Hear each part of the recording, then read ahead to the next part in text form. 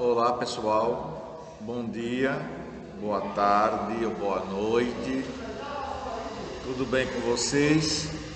Essa é mais uma aula gravada, não é? Do sexto ano de História, que vamos iniciar o segundo semestre do nosso ano letivo de 2021.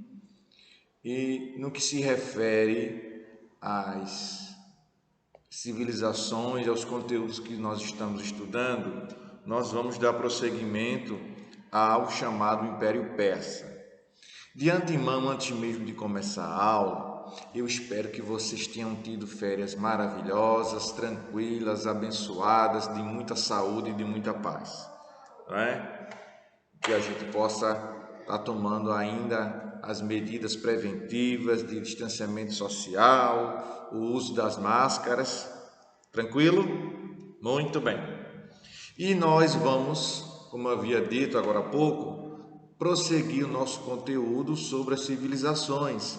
Nós estamos estudando aquelas civilizações que vão colaborar para a formação tanto do povo ocidental como do povo oriental. No caso específico de hoje, nós vamos prosseguir o nosso conteúdo em cima da civilização persa, de que maneira essa civilização colaborou para o desenvolvimento do povo oriental, de que maneira eles vão apresentar um exército forte, características políticas, sociais e econômicas que vão fazer com que sirva de referência por toda uma geração. E evidentemente que você pode, para atender e facilitar o seu conhecimento histórico, fazer comparações. Por quê? Porque nas outras civilizações, o professor que vos fala também procurou fazer isso, comparar uma civilização com a outra, para que você consiga absorver aquele conhecimento histórico. Comparando as civilizações, a gente viu que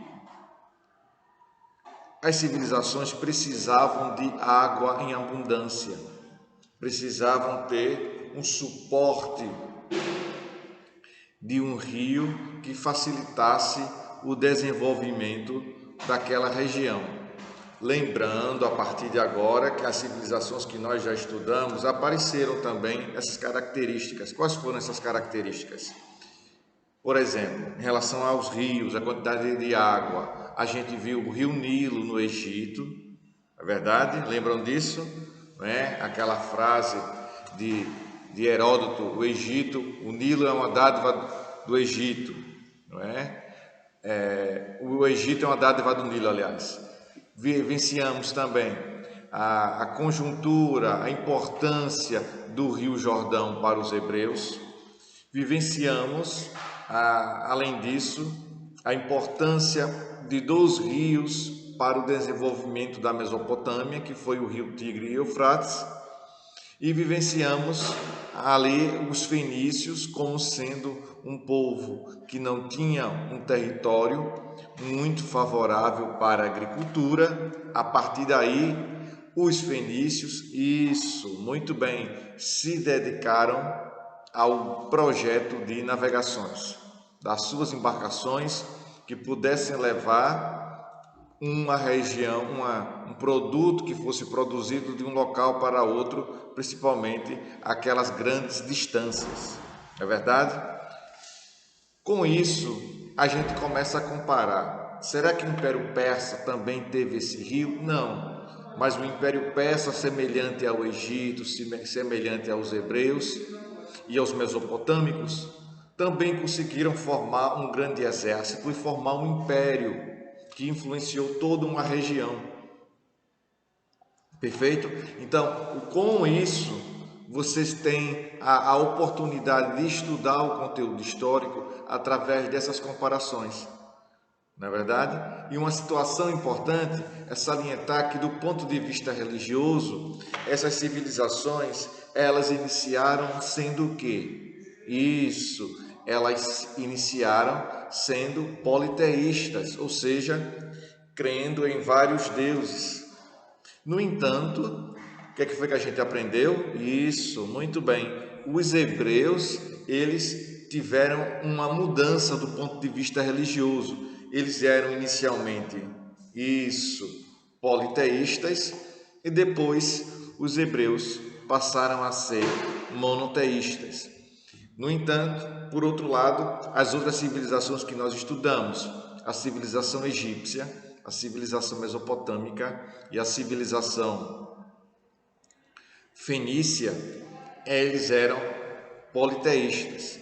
Do ponto de vista da visão política, ponto de vista político, eles possuíam as chamadas cidades-estados. Cidades-estados são aquelas cidades que são independentes entre si. Cada uma com seu governo, cada uma com sua forma de administrar. E ali eles vão poder gerir os seus impostos, cobrar seus impostos, e a arrecadação daqueles impostos eram colocados em prática em que? Isso, no bem-estar da população. Medidas que eram colocadas em prática para facilitar a população, que a população fosse beneficiada, seja com a transposição de água, aquedutos, as primeiras construções de estradas, não é? Monumentos, decorações de locais públicos. Então, a população começava a ver ali os benefícios da cobrança dos impostos. Agora, é bem verdade que nem todo governante, como até hoje acontece, tem essa sensibilidade, vamos dizer assim, não é? Tem esse pensamento de tomar o poder e procurar tomar medidas que facilitasse a população.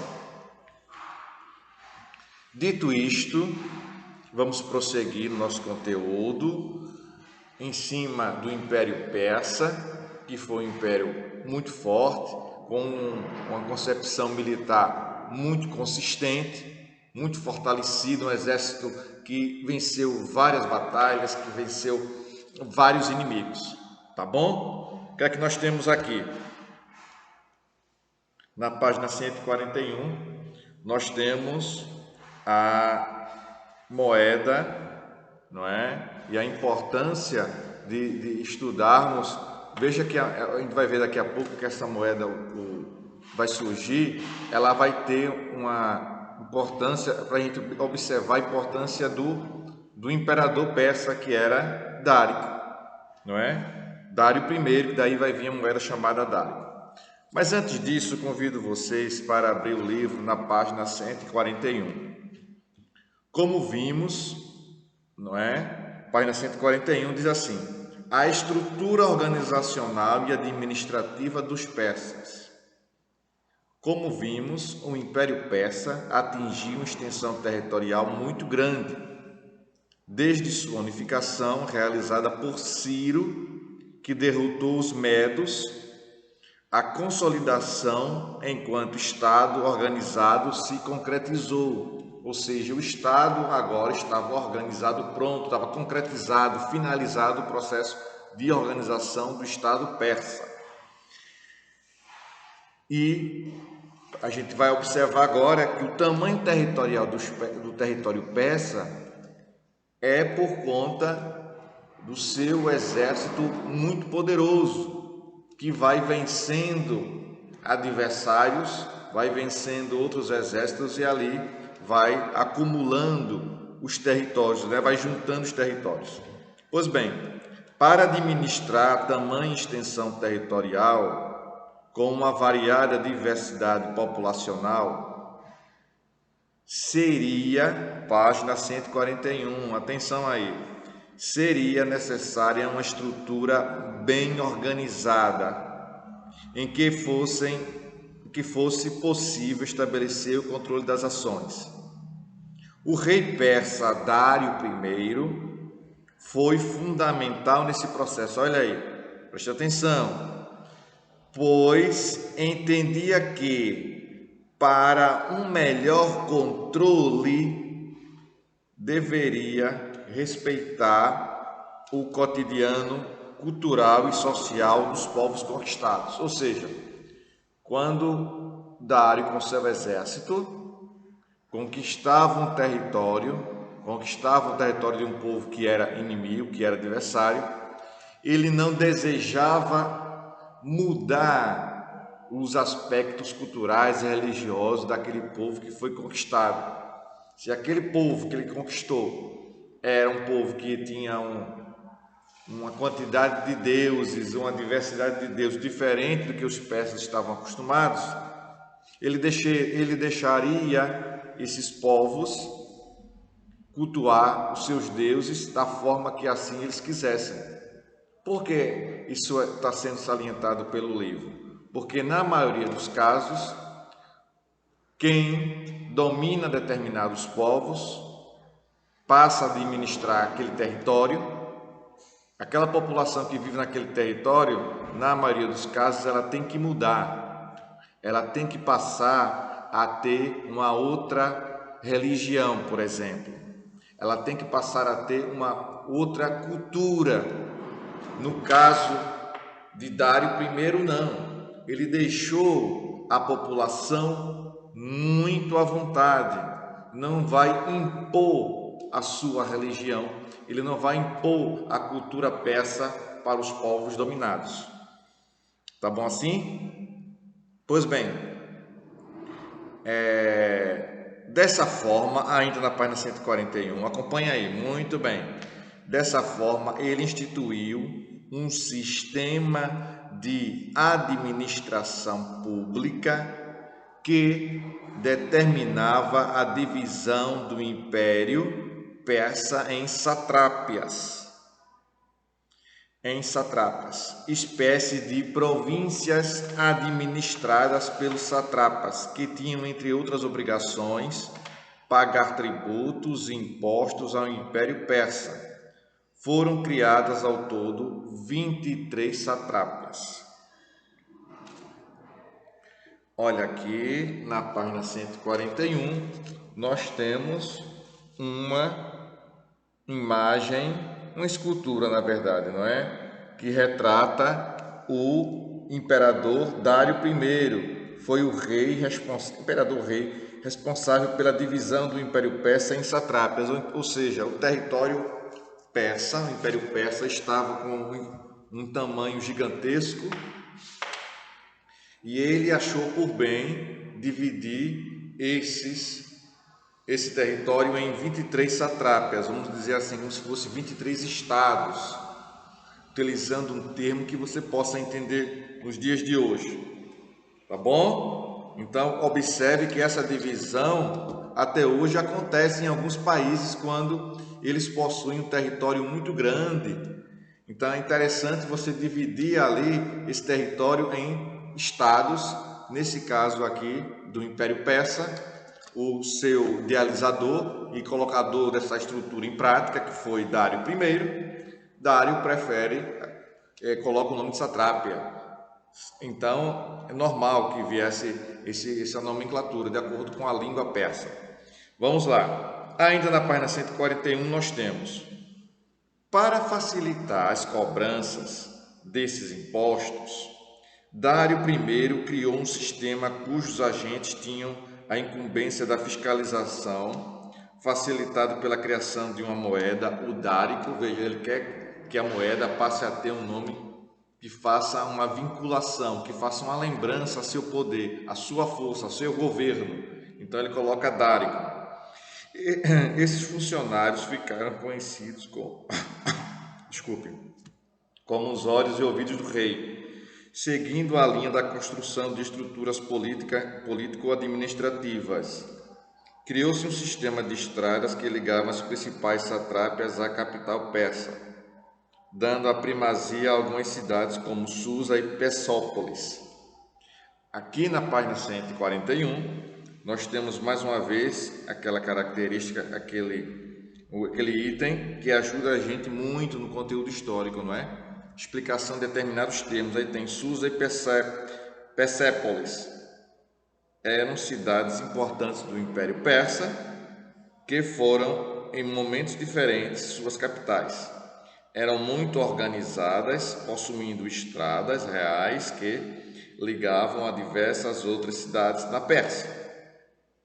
Prosseguindo aqui. Essas vias foram usadas principalmente para melhorar o fluxo do comércio de caravanas, mas também serviram para criar um sistema de correios muito eficiente, que facilitou a cobrança dos impostos das satrapas. Tá bom? A questão religiosa dos persas nós vamos aprofundar, né, a partir de agora. A religião persa ficou conhecida como zoroastrismo, em alusão ao profeta Zoroastro, que viveu entre 628 a 551 a.C. A crença persa se baseava no conceito de dualidade, ou seja, a convivência entre o bem e o mal. Entretanto, especificava o certo e o errado, entre outras distinções.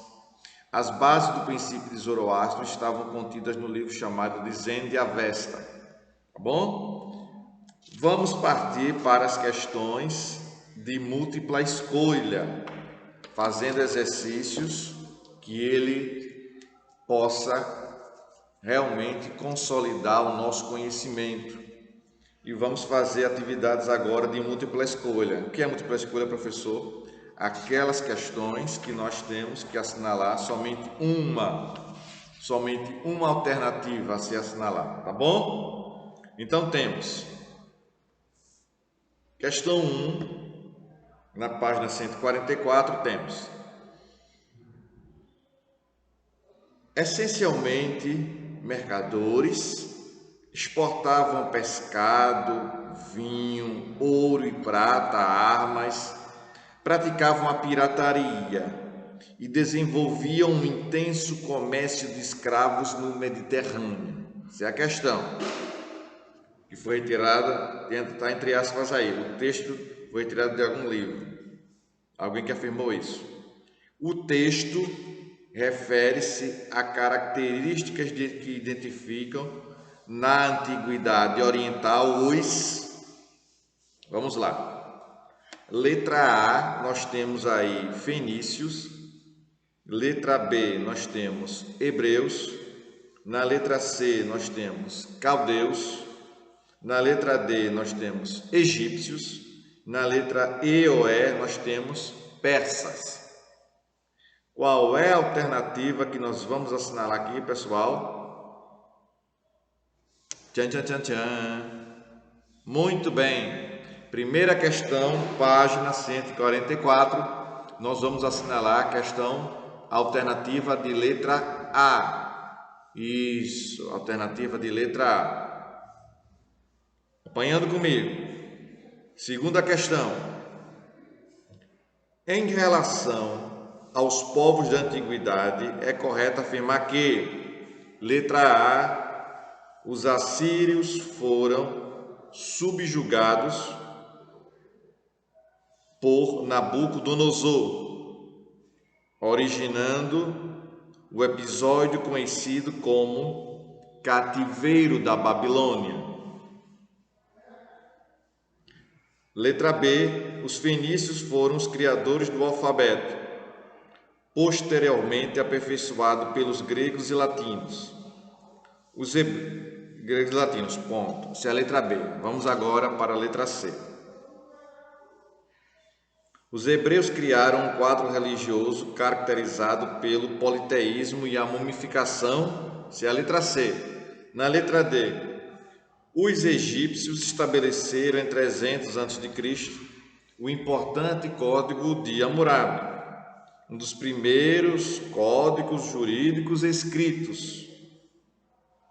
Bom, letra E, os persas, após derrotarem as tropas de Alexandre, conseguiram anexar o território grego ao seu império.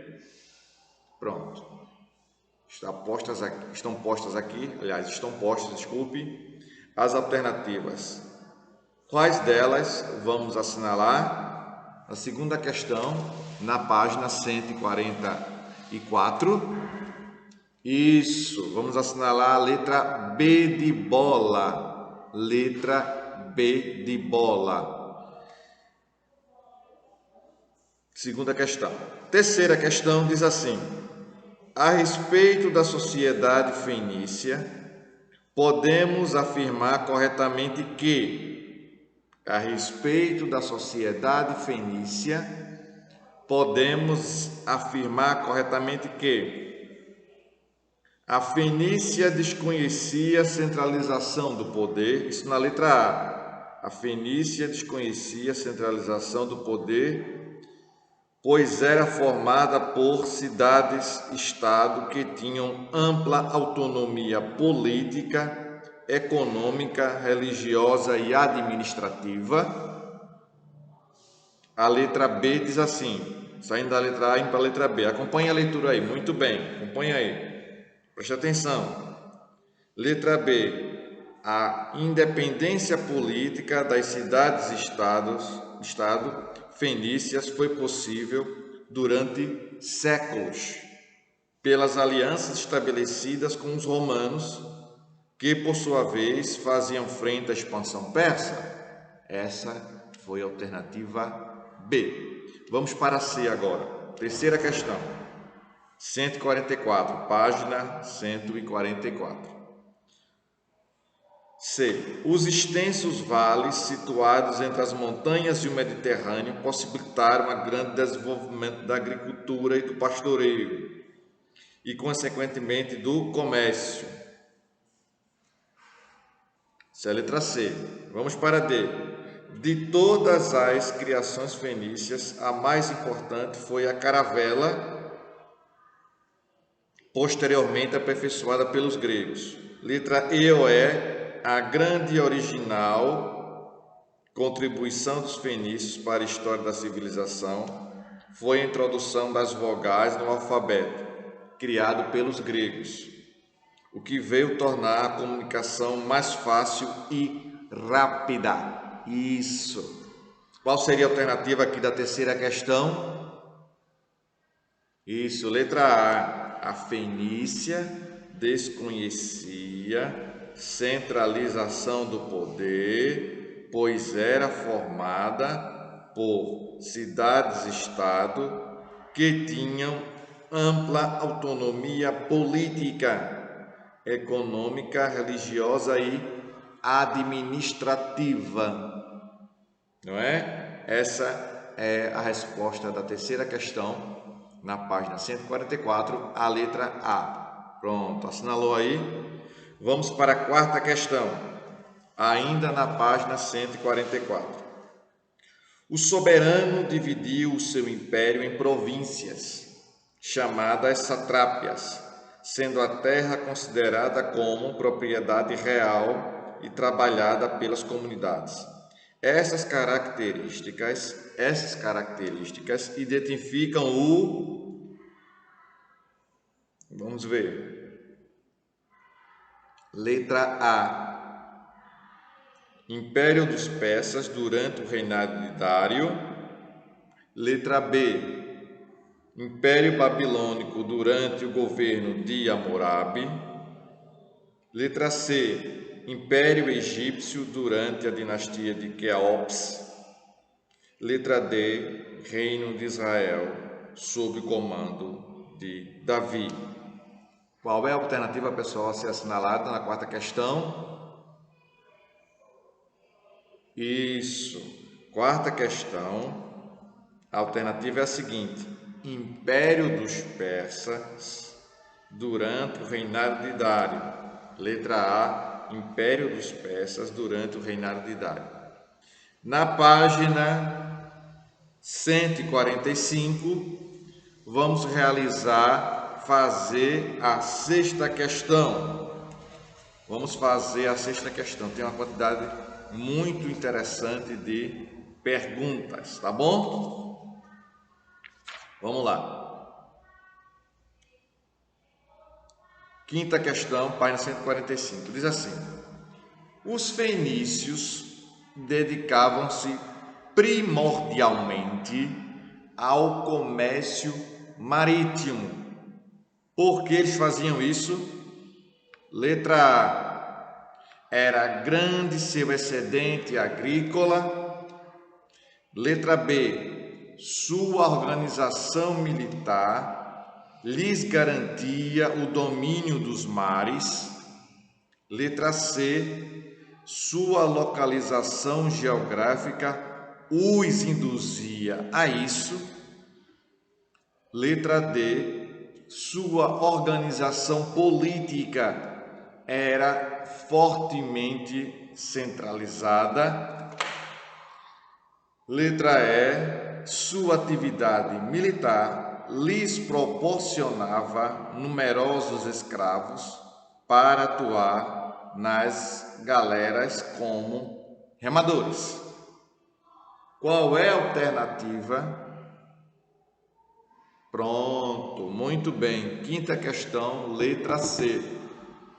Quinta questão, letra C. Vamos para a sexta? Isso. Dário I, célebre imperador da Pérsia, tem seu nome ligado à letra A. Conquista do Reino da Média. Conquista, letra A. Conquista do Reino da Média e a fundação do Império Persa. Letra B. Elaboração da religião dualista persa, cujos fundamentos se encontram no livro sagrado Zen de Avesta. Letra C. A conquista do Antigo Egito em 525 a.C., na famosa Batalha de Pelusa. Letra D. A derrota dos persas frente às cidades-estado gregas na terceira das guerras médicas. Letra E ou E. Organização político-administrativa do Império Persa com a criação das satrápias, das estradas reais. Isso é a letra E. Organização político-administrativa do Império Persa com a criação das satrápias, das estradas reais e do dário. Qual é a alternativa aqui? Na sexta questão, muito bem, letra E.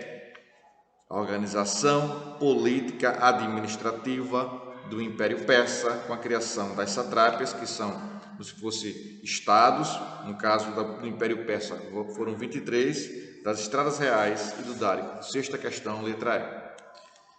Pronto, concluídos os exercícios com relação ao Império Persa, que se encontra no capítulo 7, chegamos agora no capítulo 8, que fala sobre os reinos africanos, na página, isso, 148. Desde 2004, é uma lei federal que faz com que a história africana seja colocada dentro dos livros de história. E a nossa coleção, seguindo essa orientação do Ministério da Educação, essa lei, começa a colocar para a gente os reinos africanos, não é? Como a origem do homem foi evoluindo, o homem pré-histórico, tudo faz crer que os primeiros habitantes nasceram na África e eles foram migrando para outras regiões do mundo. Pois bem, o que é que temos aqui? Página 148. Os reinos africanos. Como a arqueologia, o que é arqueologia? Logia, estudo. Arqueo são fósseis. Então, a ciência que estuda os fósseis, não é? Como arqueologia e antropologia entendem o passado. Antropologia é um termo que significa antropó, significa homem, logia, estudo, estudo do homem. Então, é uma pergunta como essas duas ciências, arqueologia e antropologia, vão entender o passado. Diz assim na página 148. Ao estudarmos a cultura de civilizações antigas, deparamos-nos, nós vamos enfrentar, ver com questões intrigantes, com questões que deixam uma série de dúvidas. Por exemplo, como e por que as pirâmides foram construídas? Interrogação. 148. Para respondê-las, recorremos a diversas explicações. A primeira grande teoria utilizada no Ocidente para a compreensão das civilizações foi o evolucionismo, inspirada nos estudos de Charles Darwin. Esses estudos de Charles Darwin sobre o evolucionismo foi estudado por nós no 6º ano. O evolucionismo e o criacionismo, as duas formas para o surgimento do mundo. Não é verdade? Muito bem. Dito isto, vamos prosseguir. Essa teoria afirma que, assim como evoluímos biologicamente, a cultura também passou por processos em que saiu de estágios primitivos para outros mais avançados. Já a teoria do monogeísmo afirma que todas as civilizações seguiriam os mesmos estágios evolutivos. Isso significa que há grupos mais primitivos em relação a outros, o que, em um contexto imperialista, é o mesmo que afirmar a existência das civilizações mais evoluídas e, por isso, melhor preparadas. Por outro lado, a teoria do poligeísmo considera que evoluções acontecem em direção em momentos diferentes. Na mesma página, a 148, nós temos um link que aparece mais uma vez, explicando para a gente o significado do termo imperialismo. Não é? É o processo de dominação cultural, social e econômica de uma nação sobre outra. Essa questão imperialista, essas nações que vão se sobrepor às outras, nós vamos estudar principalmente quando a gente for estudar o Império Romano e outras civilizações no século XVII, no século XVIII, XIX, tá bom? Voltando para o nosso conteúdo do livro, não é? O estruturalismo e o funcionalismo, teoria que comumente vêm combinadas, defendem que podemos analisar um vestígio material, levando em consideração quem e como usou o artefato pesquisado. Aí diz assim, como a tecnologia se desenvolve? É uma pergunta. A teoria do difusionismo afirma que surge em um ponto e migra para outras civilizações. Esse migrar aí significa se deslocar de um local para outro, não é? Nós aprendemos isso quando a gente estudou sobre pré-histórico. O homem pré-histórico migrando de uma região para outra em busca de melhores condições de vida. E migra para outras civilizações por contato, guerras, trocas comerciais. Ponto. Entretanto, cada novo lugar exige adaptações de técnicas e pesquisa de novos materiais. Tá bom? Pois bem, eu vou concluindo por aqui. Na próxima aula nós vamos aprofundar sobre os reinos africanos. Ele fez uma introdução, o livro fez uma introdução de como essas culturas diferentes elas são colocadas, elas são pesquisadas e como as ciências, como a arqueologia e a antropologia observam esses fenômenos, essas situações que são apresentadas de forma diferente de cada cultura. Tá bom? Um abraço a todos, um bom retorno às aulas. Fiquem com Deus, se cuidem, viu? Muito bem, continuem se cuidando. A máscara, o álcool em gel, o distanciamento social. Um forte abraço e até a próxima. Tchau, pessoal.